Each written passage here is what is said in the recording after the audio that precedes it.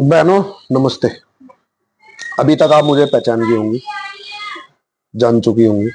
मैं आपके वेलफेयर की बात करता हूँ। आज फिर बात करूंगा डोमेस्टिक वायलेंस एक्ट 2005 की।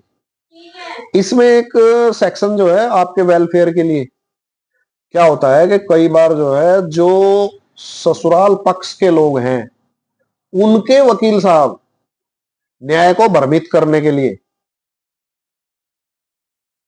ये इस तरह की एक्टिविटी करते हैं जिससे जो है हमारी बहनों को उचित प्रकार का न्याय ना मिल सके। जैसे कि वो क्या करते हैं कि माननीय मजिस्ट्रेट महोदय ने इंटरिम रिलीफ के ऑर्डर करने के लिए हमें अगली तारीख दी है कि उस तारीख को आना, आप जो है डिस्कस करेंगे और डिस्कस करने के बाद इंटरिम रिलीफ पे विचार करेंगे। तो अपोजिट काउंसिल क्या करते हैं कि उस डेट पे या तो एग्जेम्पशन लगा देते हैं या खुद ही नहीं आते या जो है किसी और तरह के बहाने लगा देते हैं। तो इस तरीके से बहाने लगा के वो जो हमें हमारा अधिकार मिलना होता है उस अधिकार को वो लेट करते रहते हैं। तो उसके लिए जो है सेक्शन 23 में प्रावधान किया गया है, माननीय न्यायाधीश महोदय एक्स पार्टी ऑर्डर के आदेश कर सकते हैं आपके फेवर में। एक्स पार्टी ऑर्डर किसे कहते हैं? एक्स पार्टी ऑर्डर कहते हैं दूसरी पार्टी को बिना सुने हुए वो आपके आपके फेवर में वो ऑर्डर पास कर सकते हैं। तो इसलिए अगर कोई इस तरह की एक्टिविटी करता है और आपको फील होता है कि अपोजिट वाले वकील साहब यानी कि रेस्पोंडेंट के वकील साहब यानी कि आपके पति, सास, ससुर वगैरह वगैरह रिश्तेदारों के वकील साहब ऐसा करते हैं कि वो शहर से बाहर गए हैं, उनको बुखार है, उनको खांसी है और उनको ये उनकी एप्लीकेशन है वगैरह वगैरह, तो इसका मतलब वो उन्हें बचाना चाहते हैं। आप माननीय न्यायालय से, आप माननीय न्यायाधीश महोदय से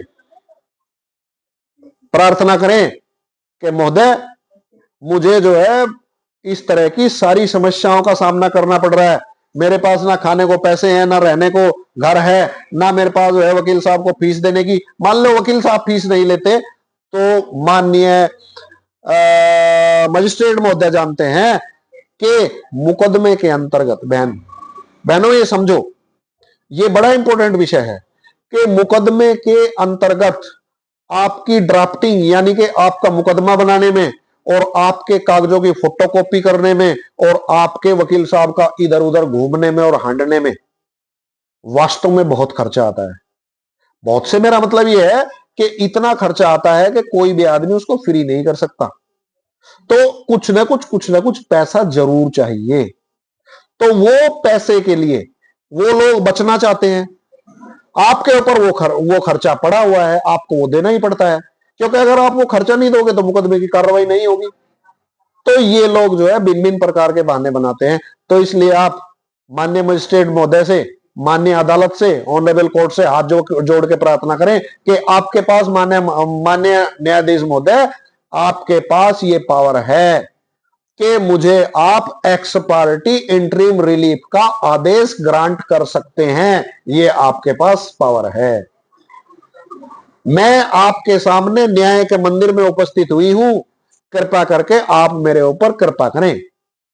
तो माननीय न्यायाधीश महोदय अगर आपकी बात को मान लेते हैं और वो कन्वेंस हो जाते हैं और उनको इस चीज का एहसास हो जाता है कि आपका ससुराल पक्ष ये गलत कार्य कर रहा है, तो वो आपको इंटरिम रिलीफ के ऑर्डर कर सकते हैं। ये उनकी पावर में है।